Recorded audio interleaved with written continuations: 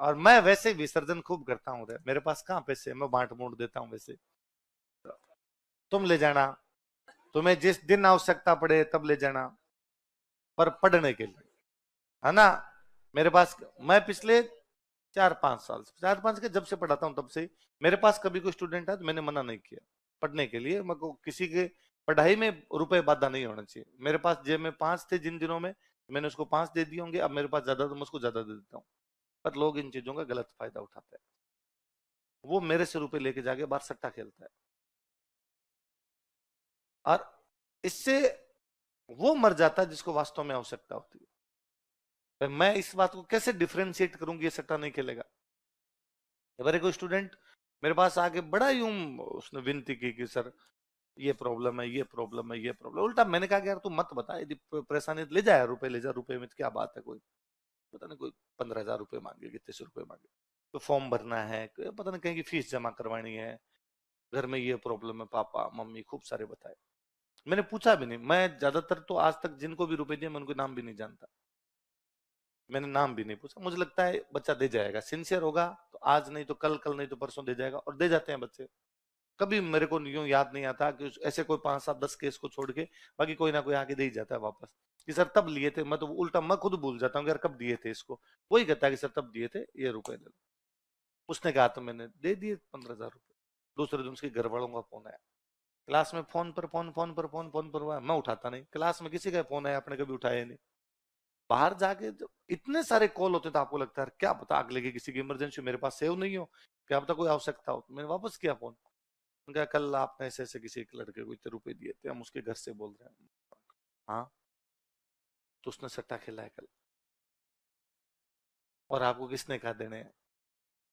मुझे लगा यार ये तो बड़ी गलती है, सॉरी, हम ये आपके रुपए वापस भेज रहे हैं, आइंदा से ध्यान रखना। जबकि उसके चेहरे को देख के कतई नहीं लगे कि इस प्रकार का कोई काम करता होगा, बड़ा यूं एकदम विनम्र टाइप का। तो उनका इसने पहले कई सट्टे में लगा दिए थे।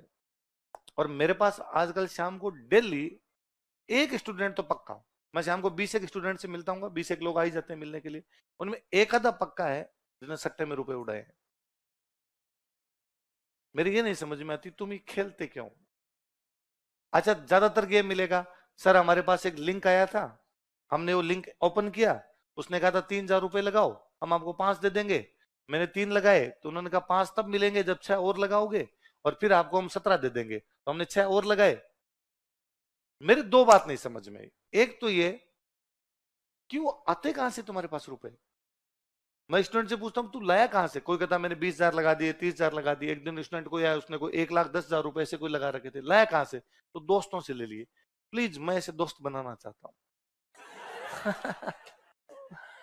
यार हमारा तो कोई दोस्त नहीं रहा जो यार इतना यूं हाथों हाथ रुपए दे दे। भाई ठीक है, दोस्त थे, ऐसे पैसे वाले भी थे, जब भी रुपए की आवश्यकता पड़ी होगी मैंने मेरे दोस्तों से खूब रुपए लिए मैं पढ़ते टाइम। पर एक लिमिट होती है ना। भाई अचानक ऐसा कभी नहीं हुआ कि मैंने किसी को रात को 12 बजे फोन किया हो, दिन में कभी फोन किया होगा, अरे भैया फटाफट पैसे डालो, और उसने मेरे कहते ही डाल दिया। जिनसे भी रुपए लेते थे उनको पहले बता के रखते कि भाई इस बार खर्चा कम पड़ रहा है, या ये फीस जमा करवानी है, या ये किताबें लानी है, भाई साहब आप रुपए भेजना, आएंगे तब आपको रुपए देंगे। तो उन्होंने भेज दिए। तो एक होता है कि हाँ भाई बच्चे को जो किताबें चाहिए, फीस जमा करवानी और है, तुम्हें इसे दे कौन देता है। और ऐसे शॉर्टकट से यदि पैसे कमाए जाते तो सबसे पहले मैं खुद ही कमा लेता, है ना जी। लिंक ओपन करने से 3 के साथ मिलते हो। तो मैं, एक दिन एक बच्चा है तो मैंने उसको कहा, तो उसने कहा सर प्लीज, मैं ना ना सट्टे के तो रुपए आज दिए जाए कल दिए जाए। भाई साहब कल को तेरे घर वाले आके गला पकड़ ले कि सट्टा खेलने के रुपए दिए थे यार, मेरे लेने के देने पड़ जाए। सर नहीं नहीं यार, आइंदा से नहीं करूंगा। तो मैंने उसको यूं ही कहा कि सर आपके पास तो मैं कहा तू ले, तेरे दोस्तों से ले, दोस्तों से जब ये लिए तो और दोस्तों से ले ले। और सीधी सी है, यदि ले लिया ऐसे किसी दोस्त से सट्टे के ले लिया, दोस्त ने दे भी दिए, तो उसको कहते नहीं है, होंगे तब दूंगा, खजा दोस्त के खजा रुपए।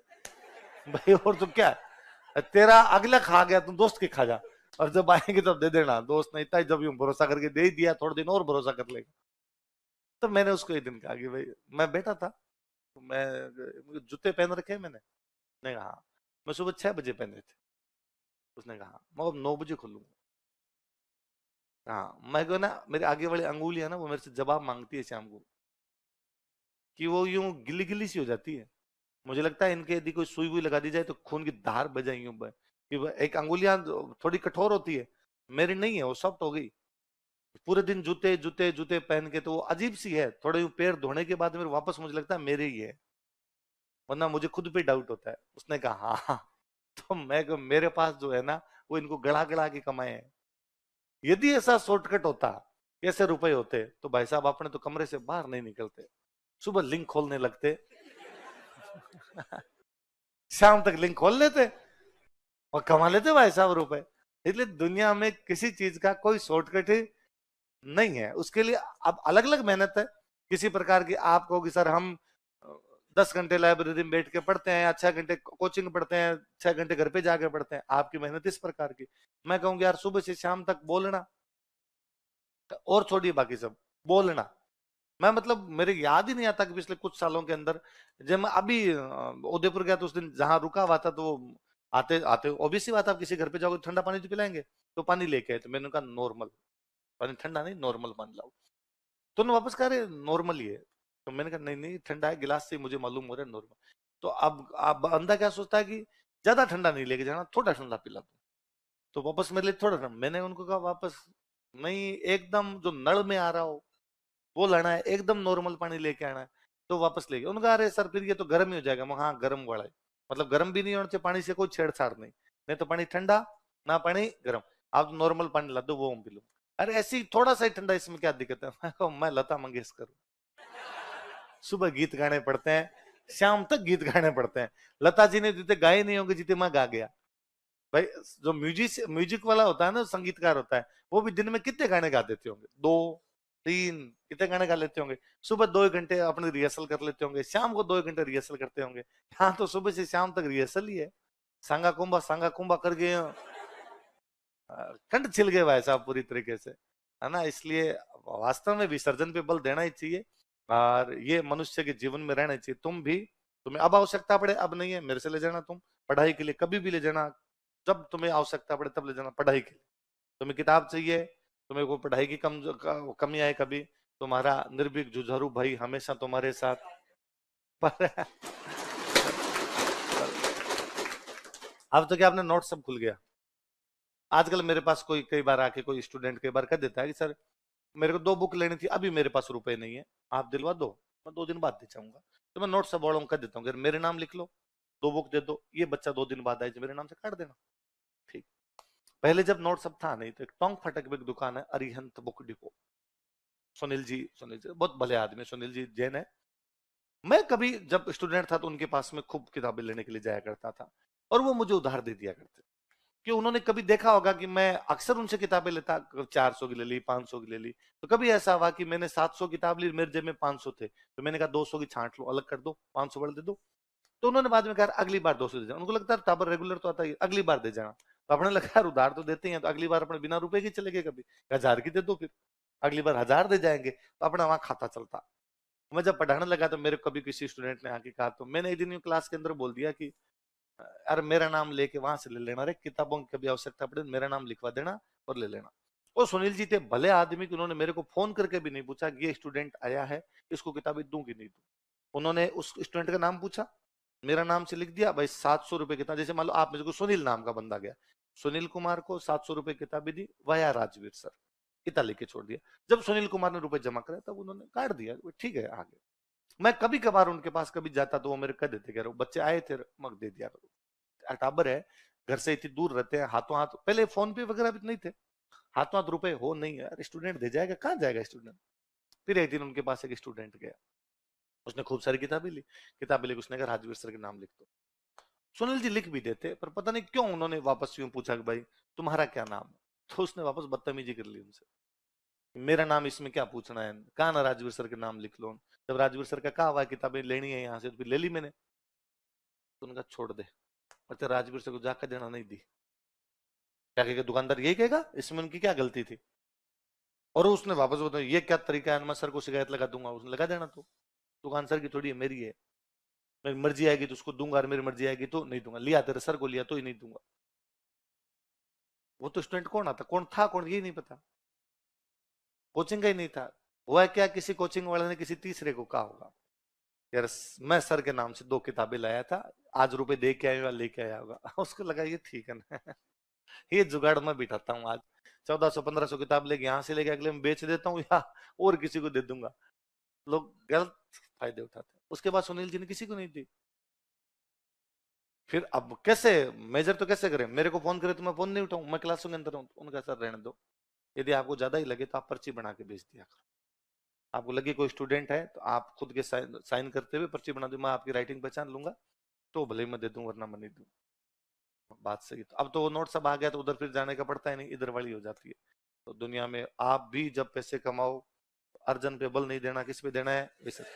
और आदमी सोचेगा ना पैसे कमाऊंगा तो कमा लेगा। As you think so you become. मैं कहता हूं हम सब उन मध्यम वर्गीय परिवारों से हैं जिन्होंने इतना इतना की सोचा होगा। भाई मैं कई बार सोचता हूँ कि मैंने तो आज जो है ना इतना भी नहीं सोचा था। अपने दिमाग में क्या आता है, मध्यम वर्गीय परिवार के किसी बंदे के दिमाग क्या आ सकता है कि जुगाड़ हो जाए, रोटी पानी का जुगाड़ हो जाए, अपने पास घर आ जाए, अपने पास में चलने के लिए गाड़ी आ जाए, इतना ही सोचते हैं। भगवान उससे ज्यादा देता है। मुझे लगता है मैंने कम सोचा, इसलिए भगवान ने थोड़ा सा ज्यादा दिया। थोड़ा और सोचा होता भगवान और ज्यादा देता। सेठ सोचते हैं, सेठों ने बड़ा सोचा तो सेठों को बड़े मिले। जो फरी वो चर इन बादो भूखों मरी।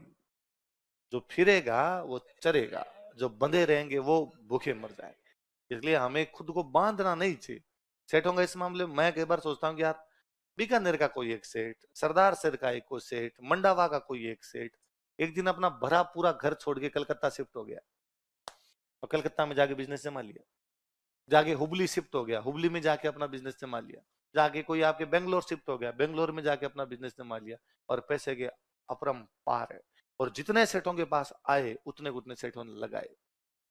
आप तो पुराने जितने भी धर्मशाला देख लो, होटलें, हाँ जाइए साहब, आज बातें आती है कि आपके मेरे जेब में रुपए पड़े हैं, जाके 1500 रुपए देके होटल का कमरा खिला के सो गए हैं, रात भी रात कहीं पर गए। पहले धर्मशालाएं थी सारी सेठों की है, सबके नाम पढ़ो आप। सेठ कल्याणमल ने अपनी माता फलानी देवी की याद में इस धर्मशाला का निर्माण करवाया। आप हॉस्पिटल्स देखो, आप पुरानी प्राइवेट स्कूलें देखो, और वो आज की तरह स्कूलें नहीं चलाई उन्होंने, इतनी इतनी फीस ले लेंगे हम। उन्होंने सारी वो वैसे चलाई है, कोऑपरेटिव मॉडल के ऊपर। ठीक ठाक एक फीस आ जाए, उससे बस हमारी जो फैकल्टी है इनका खर्चा निकल जाए, बाकी हो जाए। झुंझुनू का कोई ऐसा गांव नहीं है, छोटा मोटा जो कस्बा हो उसमें सेठों की स्कूल नहीं है। पूरा झुंझुनू, चूरू, जहां जहां सेठों का ज्यादा रहा था, व्यापारियों का ज्यादा रहा था, वहां सब जगह। अब उनके पास और आए, पूरी सरकार को कहा कि आप तो एक कन्या सैनिक स्कूल खोलो, पूरा फंड हम कर देंगे। सरकार बड़ी कि सेठ बड़ा, सेठ बड़ा। भाई सरकार के पास भयंकर रुपए होते, चाहे तो सरकार खोल लेना एक। वो सरकार से नहीं खुला, उस आदमी को ही लगा, और उसमें भी सेठ कलकत्ता रहते हैं, उसको लगा खुलने बीकानेर में चाहिए।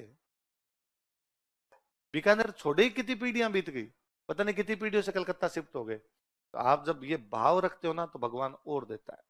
तो गांव के अंदर कहते ही है कि भाई जिनके अंदर ये यूं कंजूसी वाले भाव होते हैं उनको भगवान ज्यादा देता भी नहीं। इनके भाव ज्यादा थे तो इनके पास खूब आए। इनमें अपरिग्रह वाला था कि संग्रह नहीं करना, देना है, तो भगवान ने और छपर फाड़ फाड़ के दिए। तो ये कितना ही अपरिग्रह करे, कितना ही संग्रह नहीं करे, तो भी भयंकर पैसा पड़ा है। तो वैसे देखे तो जैनों का सिद्धांत अपरिग्रह, और जैनों के पास उतना ही अधिक पैसा है सबके सब, पर वो जितना है उतना उनमें देने वाला भाव भी, विसर्जन वाला भाव भी। तो आचार्य तुलसी वाली बात याद रखनी है, हमें किस पर बल देना है, किस पे नहीं देना। दूसरे वाली बात भी उतनी याद रखनी है, इंसान पहले इंसान, है ना। जाति धर्म सब है, हर व्यक्ति अपने जाति धर्म से प्यार करता है, इसमें कुछ ही नहीं, बुराई वाली बात भी नहीं है, रहता है। राजस्थानी में कहते हैं कि गोडा पेट का नहीं मुड़सी। घुटने आपके इधर ही मुड़ेंगे, आप उल्टे नहीं मोड़ सकते इनको, आपके पेट की तरफ मुड़ेंगे। हर व्यक्ति को अपनी जाति से, धर्म से, क्षेत्र से लगाव है। पर इसका मतलब ये कतई नहीं कि दूसरे से नफरत हो जाए। इसका मतलब ये कतई नहीं कि जो मानवता है वही पूरी तरीके से अवरुद्ध हो जाए। वो कौन कह के कहते हैं, आचार्य तुलसी। इनके चेले जो आगे हुए वो कौन थे, लिखो, जन्म स्थान।